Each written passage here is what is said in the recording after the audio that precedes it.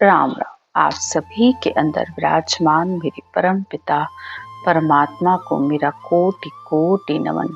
हमारा सतगुरु सुखराम जी महाराज के ग्रंथ में साध लक्ष्य का अंग चल रहा है। सतगुरुदेव हमें एक साध यानी एक संत के, एक भक्त के क्या लक्षण होने चाहिए उसकी ज्ञान चर्चा चल रही है। ज्ञान के अनुसार भक्ति के 8 अंग होते हैं, यानी जो भक्ति मार्ग पर चल रहा है, जो भक्ति कर रहा है, उसके अंदर ये 8 अंग बनने चाहिए। अगर वो 8 अंग नहीं बन रहे हैं तो उसे भक्ति में उतना आनंद भी नहीं आएगा। जो लोग ये कहते हैं ना कि मैं भक्ति कर रहा हूँ लेकिन मेरा मन नहीं लगता, मुझे आनंद नहीं आता है, सब कहते हैं कि ज्ञान में, भक्ति में बहुत आनंद आता है, तो ऐसे लोगों को भक्ति मार्ग पर चलते हुए भी उस आनंद क्यों नहीं मिल पाता है? उसकी वजह सबसे बड़ी यही होती है कि भक्ति भी कर रहे हो, सुमरन भी कर रहे हो, ध्यान में भी बैठ रहे हो, लेकिन तुम्हारे अंदर जब तक भक्ति के ये 8 अंग 64 लक्षण नहीं आएंगे तब तक भक्ति करते हुए भी आनंद नहीं आता है। और परमात्मा में मिलने के लिए एक भक्त के अंदर ये सारे लक्षण आने चाहिए। भक्ति करते हुए अगर बदलाव नहीं है, लक्षणों का मतलब ही क्या है कि आप जिस रास्ते पर चल रहे हो, जिसका संग कर रहे हो, तो जिसका संग कर रहे हो उसका रंग ना लगे, ऐसा हो ही नहीं सकता। तो भक्ति मार्ग के 8 अंग बताए गए हैं और एक एक अंग के 8-8 लक्षण बताए गए हैं। इसीलिए भक्ति के 8 अंग और 64 लक्षण ही जब भक्त में आते हैं तब वह पूर्ण अवस्था को प्राप्त करता है। तो पहला अंग शील, दूसरा साच, तीसरा संतोष, चौथा भाव, पांचवा प्रेम प्रीत, छठा वैराग, सातवां दया और 8वां है झरना यानी सहनशीलता। ये 8 के 8 अंग जब तक एक साधना करने वाले के अंदर नहीं है तब तक वो कैसे भक्ति में पूर्ण अवस्था को प्राप्त करेगा। और इन 8 अंगों के एक एक अंग के सद्गुरुदेव हमें 8-8 लक्षण बता रहे हैं। पहला है शील। शील का मतलब होता है शीतलता, शांत, सौम्य। जैसे समुद्र की गहराई में अगर आप जाओगे तो वो बिल्कुल शांत होता है, ऊपर से भले लहरें आपको आती जाती दिखें लेकिन अंतर में वो शांत होता है। ऐसे ही जब तक वो गंभीरता, वो शीतलता हमारे अंतर में नहीं आएगी तब तक आप कैसे ईश्वर तक पहुंचोगे? गंभीर तो आपको होना पड़ेगा। भक्ति मार्ग पर चल रहे हो, कोई मजाक नहीं है। इस अंग का मतलब आप समझो, आपके सिर्फ शरीर से ही नहीं, आपके वचनों से, यहाँ तक कि आपकी आंखों से भी वो शीतलता बरसनी चाहिए। न किसी से राग, न किसी से द्वेष, न किसी से मोह, न कोई प्रेम। हर समय परमात्मा की प्राप्ति के लिए गंभीरता। एक संत का रहन सहन, उसका आचार व्यवहार, उसके बोलने का तरीका सब बता देता है कि उसकी स्थिति क्या है। आश्चर्य तो तब होता है जब लोग भक्ति मार्ग पर चल रहे हैं, सत्संग तक भी सुनते हैं तो उनके शरीर तक में स्थिरता नहीं होती है। कोई बात नहीं, अगर शरीर की स्थिरता नहीं है, कोई दर्द है, कोई बीमारी है तो एक अलग बात है, लेकिन वहां बैठकर भी शरीर तक में भी स्थिरता नहीं ला पाते हैं। सद्गुरुदेव तो यहाँ तक कहते हैं, मन जावे तो जावन दो, स्थिर राखो शरीर। जब तन स्थिर होगा, यानी इस शरीर में तो कम से कम बैठ के परमात्मा का नाम लेने के लिए स्थिरता लेके आओ। जब 7 अंग शीतल होते हैं तब भक्ति होती है। भक्ति भी 7 अंग से होती है। तन थिर, मन थिर, वचन थिर, सुरत निरत थिर होए, फिर लिव वैराग। ये अंग सारे स्थिर होंगे तब ये इच्छा शक्ति से ये आत्मा अलग हो पाती है, तब भक्ति पूर्ण होती है। तो थोड़ा सा विचार करो कि भक्ति करते हुए भी क्यों नहीं आनंद आ रहा है। मन जा रहा है तो उसको जाने दो ना, हर समय मन को क्यों पकड़ना चाहते हो? मन कब किसके बस हुआ है? बड़े बड़े ऋषि महात्मा हो गए, उनका भी मन बस में नहीं हुआ, तो हम तो बहुत आम इंसान है, हमने तो किया ही क्या है अभी तक जीवन में? तो मन जावे तो जान दो, स्थिर राखो शरीर। इस शरीर को स्थिर बैठा के एक 10-15 मिनट बैठ के सुमरन करो, रटना करो, तब धीरे धीरे इस शरीर को भी आदत पड़ेगी बैठकर सुमरन करने की। दूसरा भक्ति का लक्षण साच, यानी सच होना चाहिए आपके जीवन में। ये नहीं कि जो आया मुंह में बोल दिया, न सोचना, न समझना, न विचार करना। कम से कम कुछ बोलने से पहले थोड़ा तो रुको, थोड़ा तो विचार करो कि कहीं मेरे वचनों से किसी का दिल तो नहीं दुख रहा है।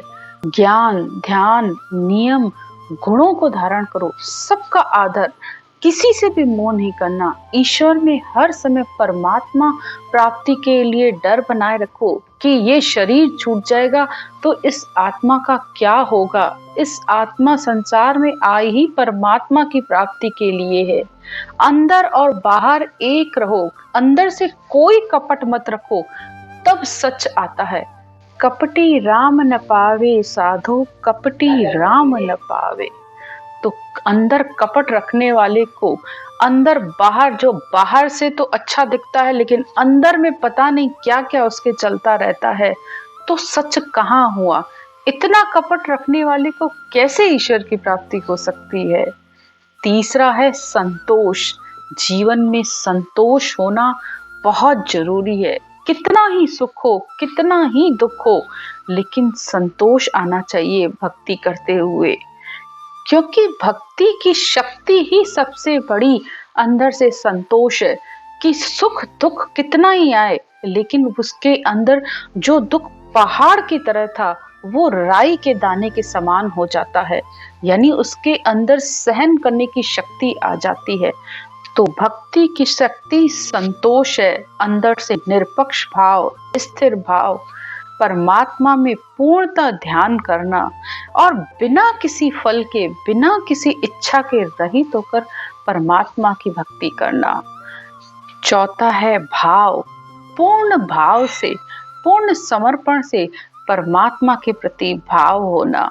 चित्त में हमेशा परमात्मा की प्राप्ति की चाह न रखना, नम्रता रहना, अहंकार रहित होना, कर्ता भाव से रहित होना कि मैं कर रहा हूँ। जहाँ मैं आ जाती है वहाँ तू नहीं रहती है। हे परमात्मा, तू ही तू। जब तू का भाव आ जाता है तब भक्ति भाव से होती है।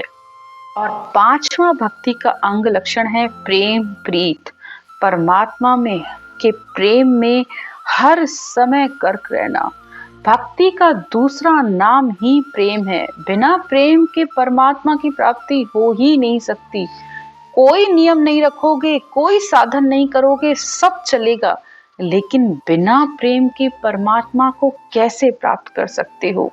सबके प्रति प्रेम, आदर, मान, ये प्रेम भक्ति के लक्षण है। निस्वार्थ प्रेम, पूर्ण समर्पण, हर बात की इच्छा छोड़कर सिर्फ राम जी की प्राप्ति के लिए हर समय परमात्मा की भक्ति में लीन रहना। शुद्धि बुद्धि से अपने हर संशय को, डर को, सबको छोड़कर अपना मन हर समय परमात्मा की प्राप्ति में लगाए रखना, ये प्रेम भक्ति के लक्षण है। और भक्ति का छठा लक्षण है वैराग। तलब तत ताकीद बौ, अण भेदो न स्वाय, वीत लक्ष्य सुख राम जी, आठों पहर हर गाय। जिसके अंदर वीत राग उत्पन्न होता है तो वो आत्मा सिर्फ हर समय परमात्मा के सिमरन में रत रहती है, हर समय उसके आनंद में रहती है। वैराग भी दो तरीके का होता है, एक बाहर का वैराग होता है, दूसरा अंतर का वैराग होता है। तो वैराग अंतर का होना चाहिए। बाहर के वैराग से कुछ भी नहीं हासिल होता है। कपड़े कोई से भी पहनो, किसी भी तरीके से रहो, कोई फर्क नहीं पड़ता है। संत आत्मा को बनाना होता है, वैराग आत्मा को चाहिए होता है। क्योंकि मन और इंद्रियों का वैराग तो थोड़ी देर का होता है, हर समय मन बदल जाता है। अभी कहेगा कि मैं सब कुछ छोड़ दूं, लेकिन दूसरे ही क्षण वो किसी न किसी चीज की इच्छा पाल लेता है। तो तो इंद्रियों को भी देखने की, सुनने की हर समय इच्छा लगी रहती है। तो इंद्रियों और मन का वैराग कभी नहीं ठहरता है। लेकिन जो अंतर का वैराग होता है, आत्मा का वैराग, कि मुझे ईश्वर की प्राप्ति करनी है, तो वो आत्मा का सच्चा वैराग होता है और उसी से ही उसको सुख और आनंद की प्राप्ति होती है। जैसे राजा जनक का वैराग था। राजा जनक विधेयी कहलाते थे, यानी शरीर से भले संसार और ग्रस्त में रहते थे, लेकिन उनका ध्यान हर समय उस परमात्म धुन में लगा हुआ था। तो संसार में शरीर से सब कार्य करो, किसी चीज की मनाही नहीं है, लेकिन अंतर से आत्मा उस हर समय जब शब्द धुन का दीदार करती है, तो नीचे जो भी है, काम है, क्रोध है, जो भी संसार की इच्छाएं और वासनाएं हैं, सब खत्म हो जाती हैं और आत्मा उस धुन के साथ उस गगन मंडल में रहती है। तो ये असल वैराग है। और सत शब्द के लिए तो सद्गुरुदेव कहते हैं कि वैरागी सिर्फ एक ये शब्द है, बाकी संसार में कोई मनुष्य वैरागी नहीं है। धारी तो सब ही माया, आनंद ब्रह्म नहीं कोई रे। आनंद ब्रह्म तो ने अक्षर है और न कोई रे। तो आनंद ब्रह्म यानी परमात्मा का रूप सिर्फ ये शब्द धुन है। ये आती भले शरीर में है, लेकिन रहती कभी नहीं है। ये आत्मा को अपने साथ उस परमात्मा में ले जाती है। तो वैरागी ये सत शब्द है, ये ने अक्षर है जो आत्मा को अपने साथ अगम देश में ले जाता है। तो ये वैराग के लक्षण हैं। अब साध का 8वां अंग जो बनता है वो है दया, जो कि सब पर होनी चाहिए, इस सकल सृष्टि की आत्माओं पर होनी चाहिए। फिर चाहे जीव हो, जंतु हो, मनुष्य हो, पेड़ पौधे हो, जानवर हो, पशु हो, दया का भाव सबके लिए होना चाहिए। दान मान करुणा करे, कष्ट शुद्ध परतीत, दया लक्ष्य सुख राम जी, हार चले नहीं जीत। जिस मनुष्य के अंदर दया का भाव होता है, उसकी संसार में कभी भी हार नहीं होती है, यानी वो कभी भी परमात्मा की प्राप्ति से वंचित नहीं हो सकता। अब दया भी अंतर की चाहिए। बाहर के दान पुण्य वो सब आपके शरीर के लिए हैं, लेकिन दया का उल्टा याद होता है। जिसके अंदर असल दया होती है, वो आत्मा हर समय परमात्मा की याद उसके अंदर बनी रहती है। और दया के दूसरे अक्षर है दान करे, दूसरों का मान करे, सब प्राणी मात्र जीवों पर करुणा का भाव रखे, दूसरों का हर समय कष्ट मिटाने की भी कोशिश करे, जितना आपसे हो सकता है। नम्रता रखे, अहंकार नहीं करे।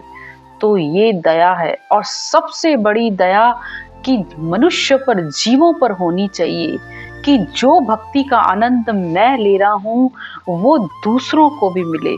जब अगर आपको भक्ति की थोड़ी भी समझ आ गई है, थोड़ा भी ज्ञान बुद्धि पर बैठ रहा है, तो संसार में अनंत दुखी आत्माएं हैं, उस पर दया करना सबसे बड़ी दया कहलाता है। अगर आपके 2 शब्द किसी को जागृत कर सकते हैं, तो उससे बड़ी कोई दया नहीं हो सकती। उस आत्मा की 84 कट सकती है। उस आत्मा की अगर कोई पुण्यवानी जागृत हुई, तो वो परमात्मा की प्राप्ति कर सकती है, इस जन्म मरण के चक्कर से रहित हो सकती है। तो सारी रात अल्लाह अल्लाह करने से अच्छा है कि किसी एक जीव पर आप दया कर दो। जितना आपको आता है उतना सामने वाले पर दया करके उस वचनों को सुनाओ। अब भक्ति का 8वां अंग है झरना, यानी सहनशीलता।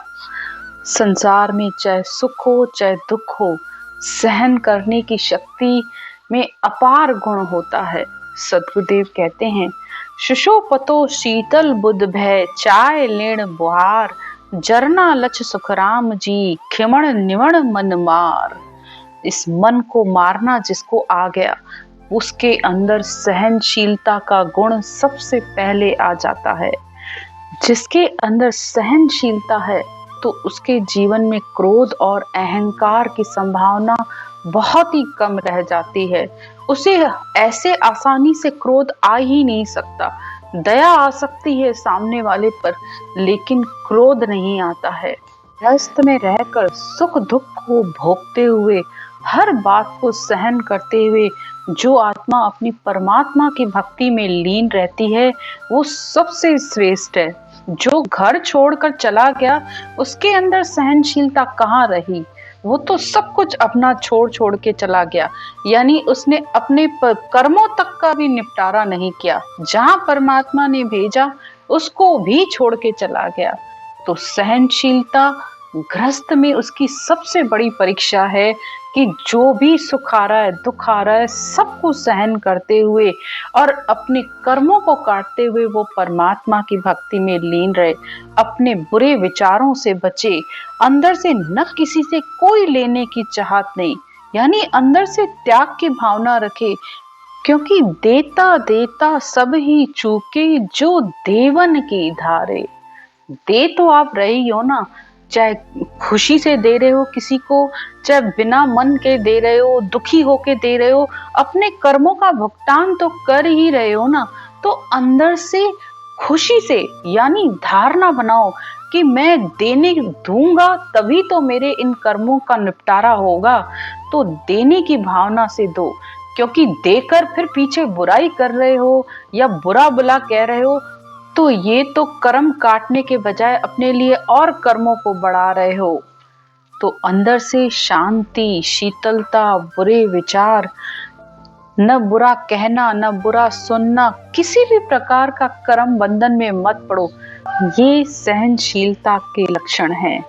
तो इस तरह एक सच्चे साध के अंदर जब ये 8 अंग 64 लक्षण आते हैं, तब वो आत्मा पूर्ण पवित्र, पूर्ण निर्मल होकर उस परमानंद की प्राप्ति करती है। आज की चर्चा यहीं तक। राम राम।